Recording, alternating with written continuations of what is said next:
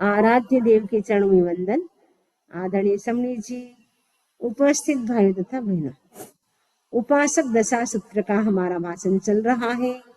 इसके अंतर्गत आज हम चौथमध्ययनम यानी चतुर्थ अध्ययन की चर्चा करेंगे। चतुर्थ अध्ययन का नाम है सूरादेव श्रावक। उक्थ्येवो चौथस्य अध्ययनस्य एवं खलु जम्बू तेणं कालेणं तेणं समयेणं वाणारसी नाम नैरे कोठे चेये ये सत्तुराय सुरादेवे गहा वै अड्ढे छ हिरन कोड़ियो जाओ छ वया 10 गोसा हस्सी एणम वैणम धन्ना भारिया सामी समोसढ़े जहाँ आनंदो तहे पड़ी वज्जई गिह दम्मम जहाँ कामदेव जाऊ समरस भगवो महावीरस अंतिये दम्म पनत्तिम ओ संभजिताणम विहरई। इस अध्ययन का नाम है सूरादेव श्रावक। इसमें भी ये भी वाराणसी नगरी में रहता था और जितशत्रु राजा थे उस समय।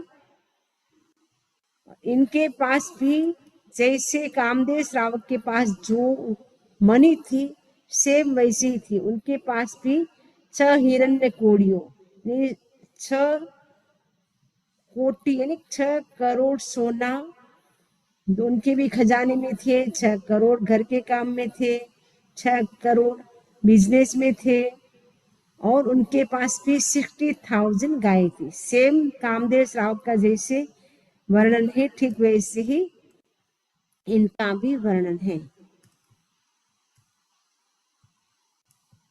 और इसमें भी जैसे जम्बू स्वामी ने प्रश्न किए थे आनंद श्रावक के संबंध में, कामदेव के संबंध में, ठीक वैसे ही यहाँ पर भी आर्य सुधर्मा स्वामी को जम्बू स्वामी वैसे ही प्रश्न करते हैं कि वो नगरी कैसी थी, वहाँ कौन रहता था।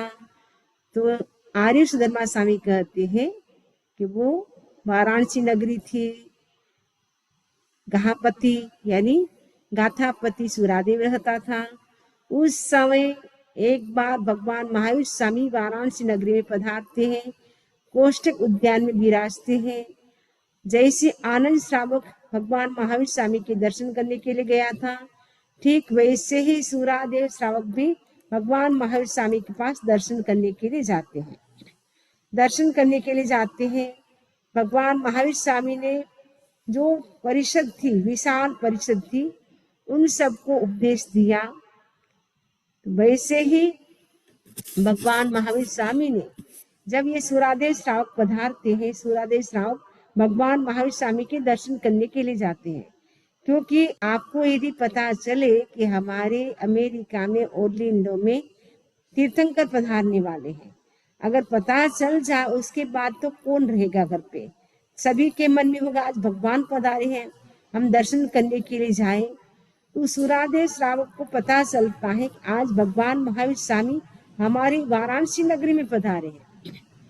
जैसे ही पता चलता है बहुत ही खुश होता है, हैप्पी होता है और वो सोचता है कि भगवान महावीर स्वामी तीर्थंकर परमात्मा स्वयं चल करके हमारे घर पधारे। आज तो हमारे घर बैठे गंगा आ गई है। इतना खुश होता है और वो क्या कहता सोचता है मैं अकेला ही क्यों लाभ लूं, सभी को ही भगवान महावीर स्वामी के दर्शन मिले। उसके लिए वो जितना हो सके वो सबको मैसेज करता है। मैसेज करके वो काफी लोग उनके साथ दर्शन करने के लिए चल पड़ते हैं। क्योंकि जो भी धर्म का काम होता है वो हमें सामूहिक करना चाहिए ताकि सबको लाभ मिले। पाप का काम हमें सामूहिक नहीं करना चाहिए, क्योंकि आपको तो करना पड़ रहा है। यदि आप दूसरों को कहेंगे मैं भी मार्केट जाती हूँ, सब्जी लेने के लिए जाती हूँ, चलो आप भी चलो, वो भी सब्जी खरीदेंगे, फिर उसको सुधारेंगे, चमकेंगे, जो भी उसकी प्रोसेस होगी सारा पाप वो आपको लगेगा अनुमोदन का। क्योंकि वो नहीं जाते सब्जी लेने वाला सामने वाला व्यक्ति, लेकिन आपने जैसे कहा उनका मन हो गया। इसलिए हमें क्या करना है, जो पापकारी काम हो उसमें हमें दूसरों को शामिल नहीं करना है। जो धार्मिक काम होता है उसमें हमें अनुमोदना का लाभ मिलता है, धर्म होता है। क्योंकि करना कराना, अनुमोदन, तीनों में ही इक्वल लाभ होता है। इसलिए धार्मिक अनुष्ठान जहाँ हो, धार्मिक प्रवचन हो रहे हो, वहां पर आप बोल सकते कि आज साधु साधी पधारे, काम में चलो दर्शन करने के लिए साथ में चलते हैं, आज गुरुदेव पधारे चलो साथ में चलते दर्शन करने के लिए, उसमें आप सबको बोल सकते हैं। लेकिन जो पाप का काम करना है, संसार का काम करना है, वो हमें अकेले करना चाहिए। दूसरों को इन्वॉल्व जल्दी से हम ना करें, क्योंकि दूसरों को हम इन्वॉल्व करते हैं तो वो जो करेगा वो सारा पाप हमको लगेगा, क्योंकि हमने उसको मोटिवेट किया, चलो आप भी चलो हमारे साथ, हम पार्टी में जाते हैं, आप चलो हम घूमने के लिए जाते हैं। तो आपको जो भी वो पाप कर रहा है वो सारा अनुमोदन का पाप आपको लगेगा। इसलिए उससे भी हमें बचना है। कितना हम बच सकते हैं वो हमें ध्यान रखना है। तो सूरादेव श्रावक को पता चलता है, सूरादेव श्रावक पूरे ग्रुप के साथ भगवान महावीर स्वामी के दर्शन करने के लिए जाते हैं। दर्शन करने के लिए जाते हैं, विशाल परिषद जुड़ी हुई थी, क्योंकि जो तीर्थंकर होते हैं उनकी देशना सुनने के लिए 12 प्रकार की परिषद आती है। 12 प्रकार की परिषद में से 8 प्रकार की तो देवता की परिषद होती है। 8 प्रकार की देवता की कैसे? क्योंकि देवता के 4 प्रकार हैं, भवनपति, व्यंतर, ज्योतिष का वैमानिक। तो भवनपति के देव देवी 2, ज्योतिष के देव देवी 2, 4 हो गए, व्यंतर जाति के देव देवी 6, वैमानिक जाति के देव देवी, ऐसे करके 8 प्रकार की उनकी परिषद होती है। और 4 प्रकार की हमारे 2 तो मनुष्य की हो जाएगी, मनुष्यणी और तीरंचणी, ऐसे करके टोटल 12 प्रकार की परिषद जुड़ती है। विशाल परिषद जुड़ी हुई थी। उस समय भगवान महावीर स्वामी ने सूरादेव को संबोधित करते हुए 12 व्रतों का एक्सप्लेन डिटेल से करते हैं। जैसे आनंद श्रावक को एक एक व्रत समझाए, ठीक वैसे ही भगवान महावीर स्वामी ने सूरादेव श्रावक को भी एक एक खोल खोल करके सारी व्रत, उसकी अतिचार, सब कुछ उनको डिटेल से समझाते हैं। समझने के बाद जैसे आनंद श्रावक ने 12 व्रतों को स्वीकार किया, ठीक वैसे ही सूरादेव श्रावक भी 12 व्रतों को स्वीकार करता है। जैसे आनंद की वाइफ जो शिवानंदा थी, उसने 12 व्रतों को स्वीकार किया, वैसे ही सूरादेव श्रावक की जो वाइफ धन्या है, वो भी 12 व्रतों को स्वीकार करती है। 12 व्रतों को स्वीकार करके वो घर आते हैं और काफी वर्षों तक 12 व्रतों का पालन करते हैं। लगभग पालन करते करते उनको 14 साल का समय बीत गया। वो पौषध कर रहे थे। उस समय क्या होता है, अचानक एक पिशाच आता है मिडल नाइट के टाइम, यानी मध्य रात्रि के समय। इसका वर्णन हम सुनते हैं। तैणम तस्य सूरादेवस्य समनो वासयस्य पुवरत्तावरत्त काल समयंसि एगे देवे अंत्यम पाउभहिता से देवे एगम महम निरुपल जाव असिम गाय सूरादेव देवम समनो वासम एवं वयासी। जब वो पौषध कर रहे थे सूरादेव श्रावक सोचते आज मुझे पौषध करना है और साथ में मुझे धर्म जागरिका करना है, यानी मुझे पूरी रात जागना है और उसमें मुझे धर्म ध्यान करना है, मुझे जप करना है, स्वाध्याय करना है, मेडिटेशन करना है।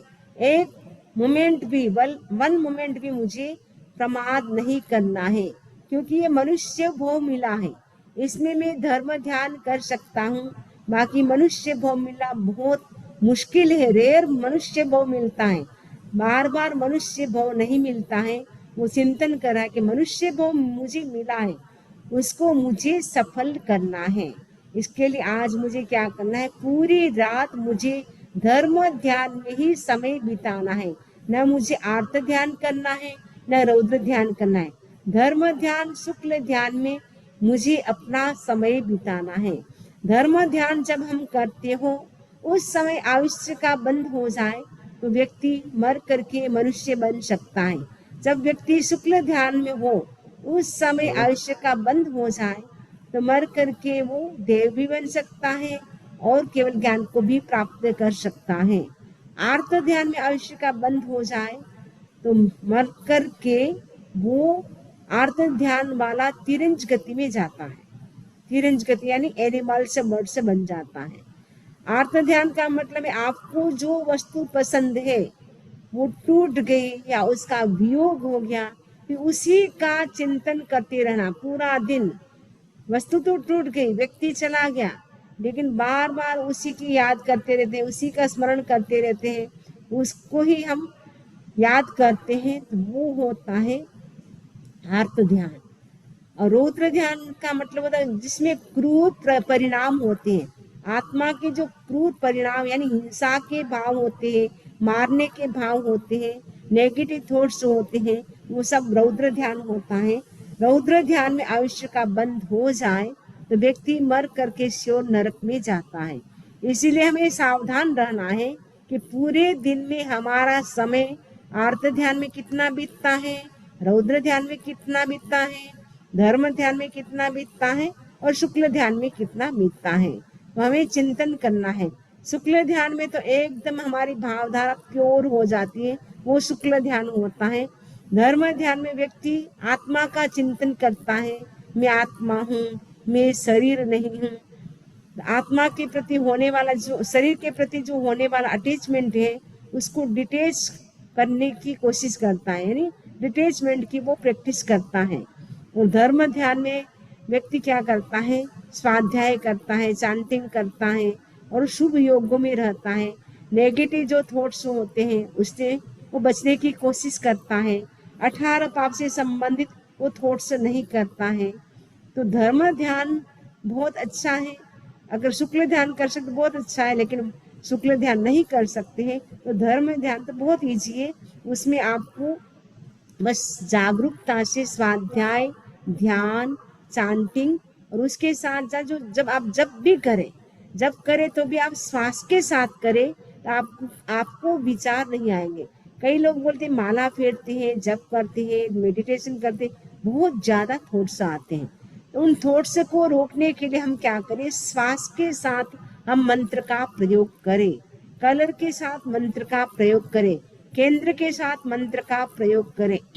सपोज आपको नवकार मंत्र की भी माला करनी है, तो नवकार मंत्र की माला करनी है तो आपको कैसे करना है, जैसे श्वास लिया, नमो हरंतंग बोला, और आपको अपने चित्त को ज्ञान केंद्र, सेंटर ऑफ नॉलेज, वहां पे अपने माइंड को कंसंट्रेट करना है और ब्राइट व्हाइट कलर को देखने की कोशिश करना, इमेजिन करना है।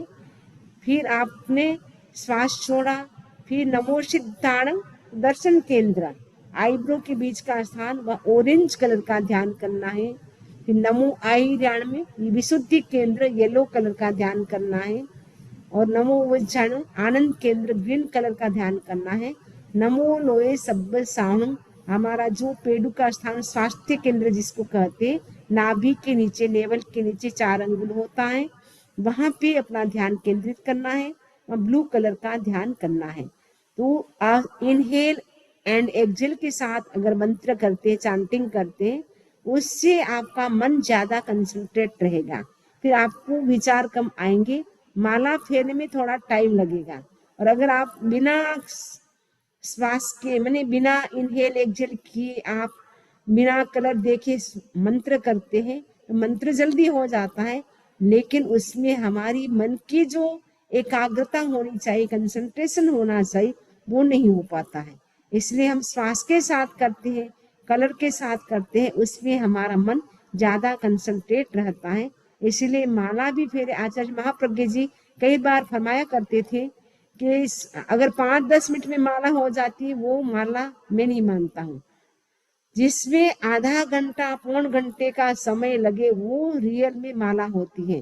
तो वो कैसे हो सकती है, श्वास के साथ, कलर के साथ, केंद्र के साथ धीरे धीरे करेंगे तो उसमें हमारा टाइम भी अच्छा लगेगा और मन भी हमारा कंसंट्रेट रहेगा। जितना मन हमारा कंसंट्रेट रहेगा उतनी कर्मों की निर्जरा अधिक होगी।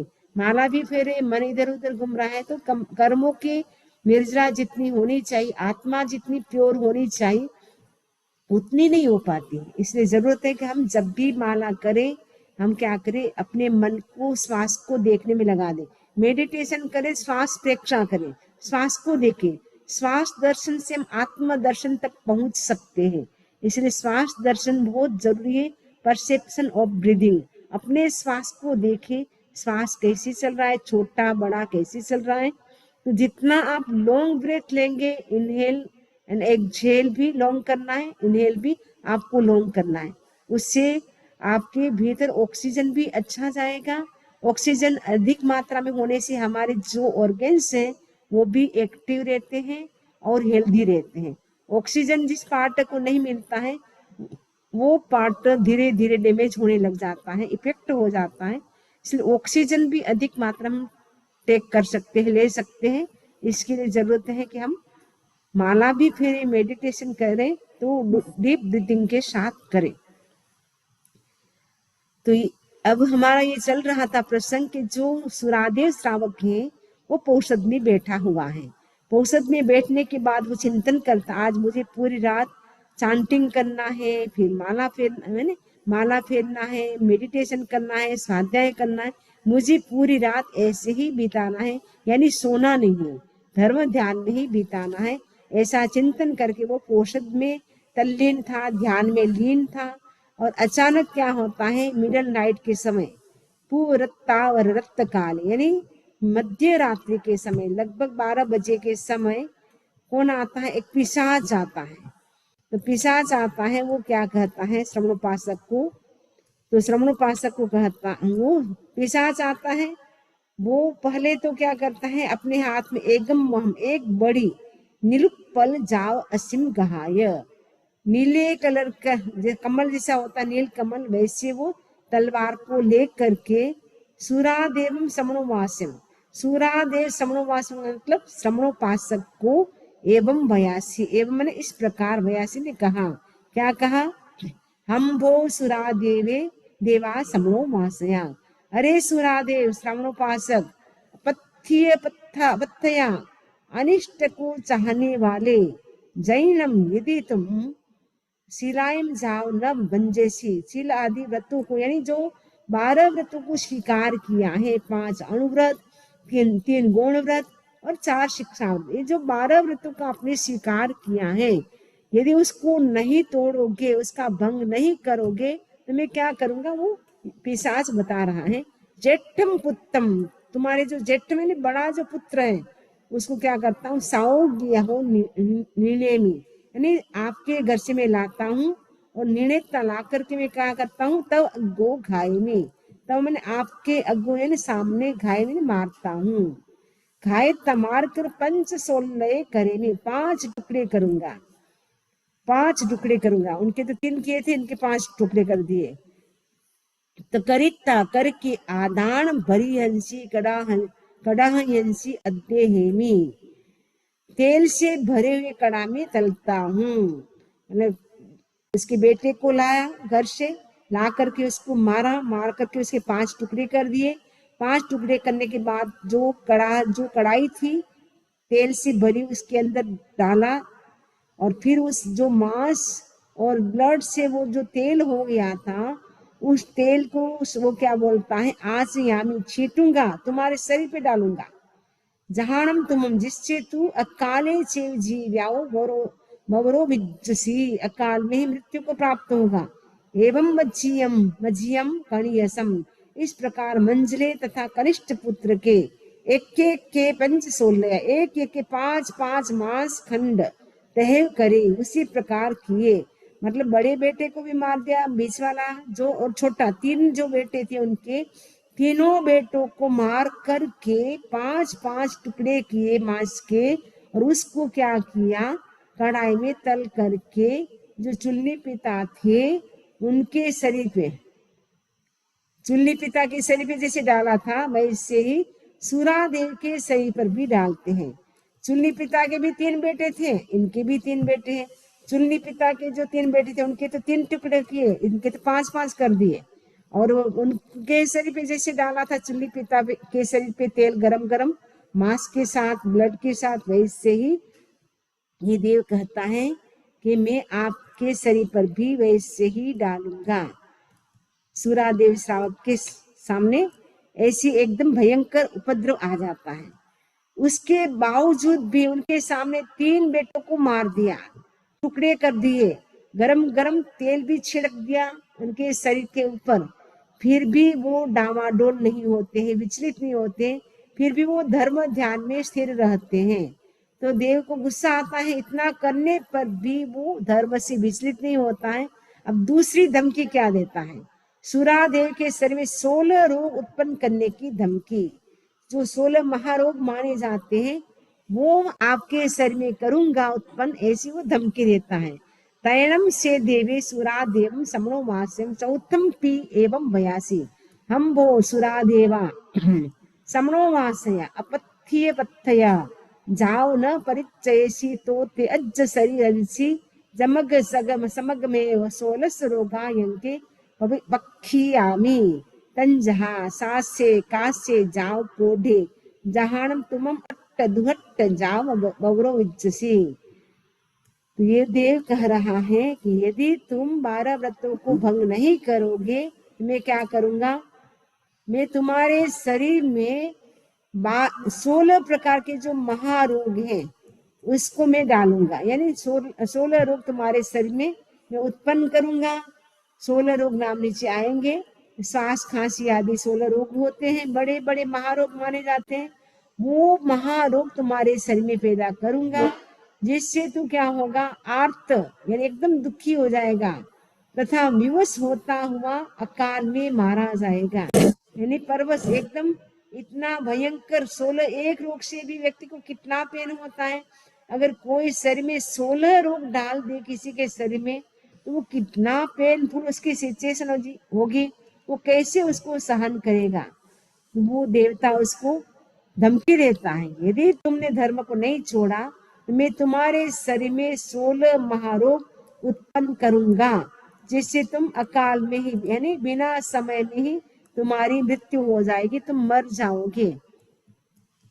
तदनंतर वह सुरादेव श्रवणोपासक जाओ वीर यावत धर्म ध्यान में स्थिर है। 2 बार 3 बार कहा, तब तक तो वो धर्म ध्यान में स्थिर रहा। देव ने दूसरी और तीसरी बार उसी प्रकार कहा, जाओ बवरो विज्जसी यावत मारा जाएगा। सुरादेव श्रवणोपासक फिर भी धर्म ध्यान में स्थिर रहा।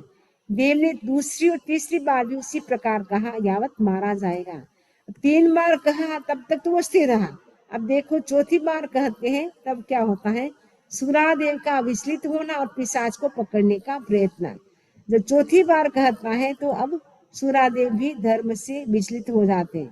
तैणम तदनंतर तस् सुरादेवस्य समवासयस्य सुरादेव श्रवणोपासक को तेणम देवेण दोचंपि तच्चंपि एवं बुद्धस्य समानस्य उस देव द्वारा दूसरी तथा तीसरी बार कहने पर इमे यारु इस प्रकार अजत्थी विचार उत्पन्न, अहोणम अहो इमे पुरुष, ये पुरुष अनार्य अनार्य जाओ यावत समायर्गी अनार्य कर्म का आचरण करता है।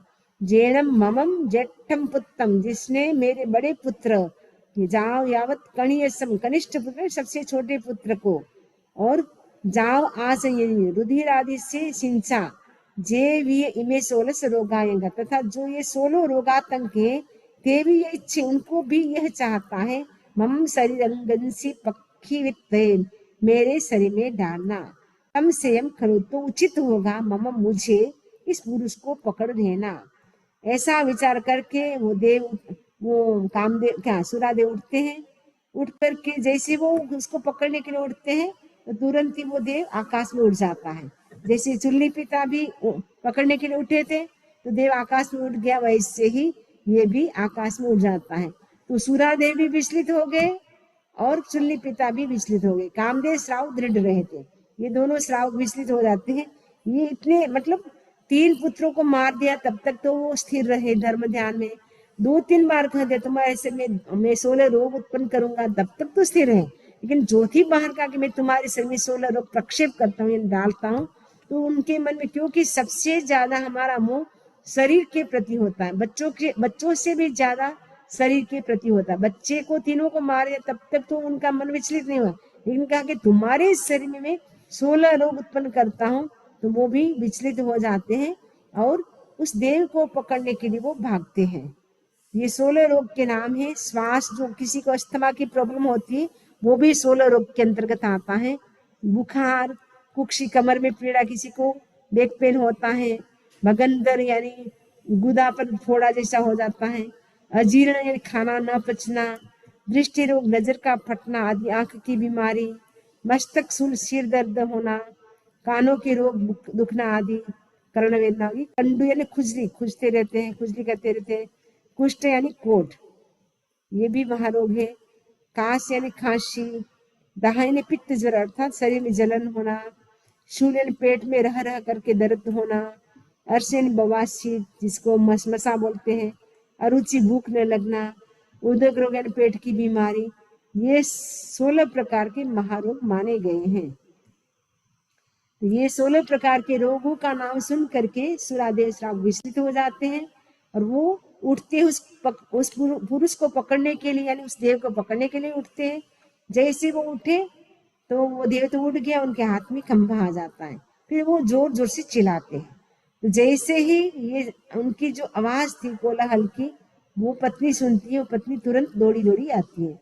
और चुल्ली पिता की जो चिल्लाने की आवाज थी उनकी माँ ने सुनी थी, उसकी माँ आती है, लेकिन यहाँ उनकी पत्नी आती है, इतना फर्क है।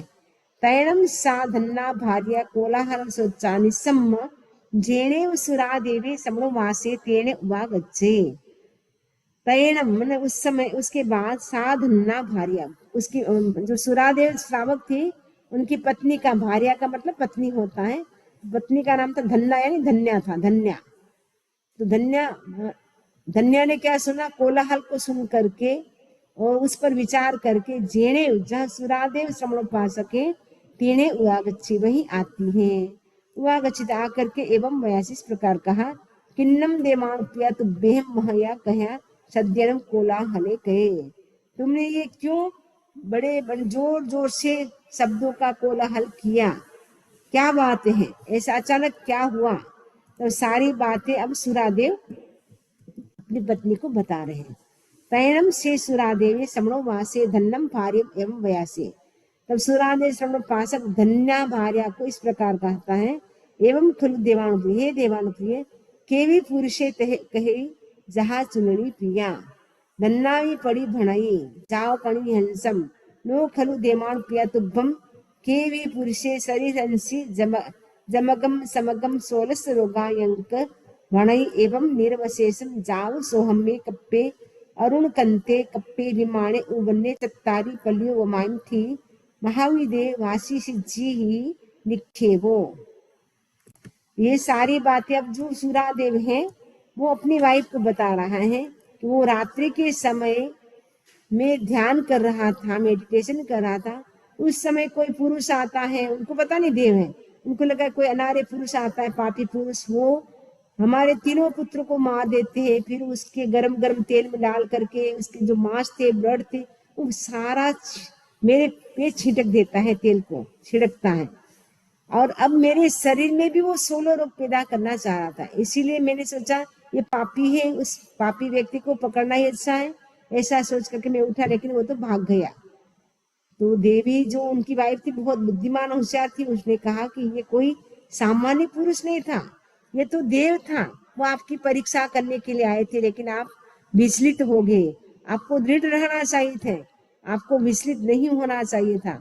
पत्नी भी अपनी पति को कितना संबल देती है, तो पत्नी समझाती है, अब आपसे जो व्रत आपने लिए थे 12 व्रत यानी 11वां व्रत जो पौषध व्रत लिया था वो आपका भंग हो गया है, आपको क्या करना होगा, जैसे चुल्ली पिता को माँ ने कहा था आलोचना करो प्रायश्चित करो, वैसे ही पत्नी भी अपने पति को कहती है आप प्रायश्चित करो, उसकी आलोचना करो, क्योंकि आलोचना नहीं करोगे तो आप विराधक बन जाओगे, विराधक की गति सदगति नहीं होती है, दुर्गति होती है, इसलिए विराधक आपको नहीं बनना है। जो भी आपके दोष लग गए उनकी आप आलोचना करो, प्रायश्चित करो।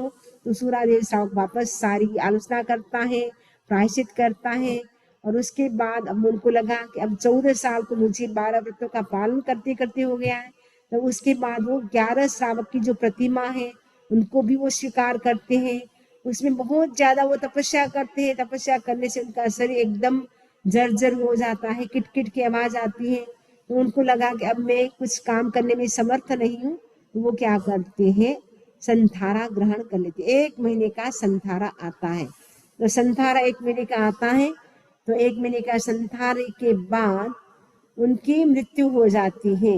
मृत्यु होने के बाद जो सुरादेव श्रावक हैं वो भी फर्स्ट देवलोक, जो सौधर्म देवलोक है, वहां देव के रूप में उत्पन्न होते हैं। वहां पर भी उनकी जो एज थी वो 4 पल्योपम की थी, यानी आनंद श्रावक की भी 4 पल्योपम, कामदेव श्रावक की भी 4 पल्योपम, और चुन्नी पिता की और सुरादेव श्रावक, 4 श्रावक का हमारा कंप्लीट हो गया है। उन सबकी आयुष्य एक जैसी और फर्स्ट देवलोक में, और वहां से ये जो सुरादेव श्रावक है वो भी सौधर्म देवलोक की जो एज है, उम्र है, वो पूरा करने के बाद वहां से च्युत होकर के महाविद्य क्षेत्र में जन्म लेंगे। जन्म लेने के बाद वो जब समझदार होंगे उस समय वो दीक्षा ग्रहण करेंगे।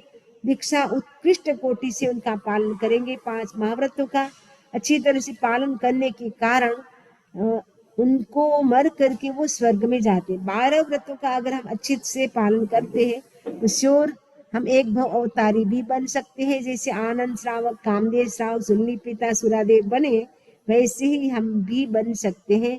बस पुरुषार्थ करने की जरूरत है। बाकी तो हम बहुत पुरुषार्थ करते हैं संसार के कामों में।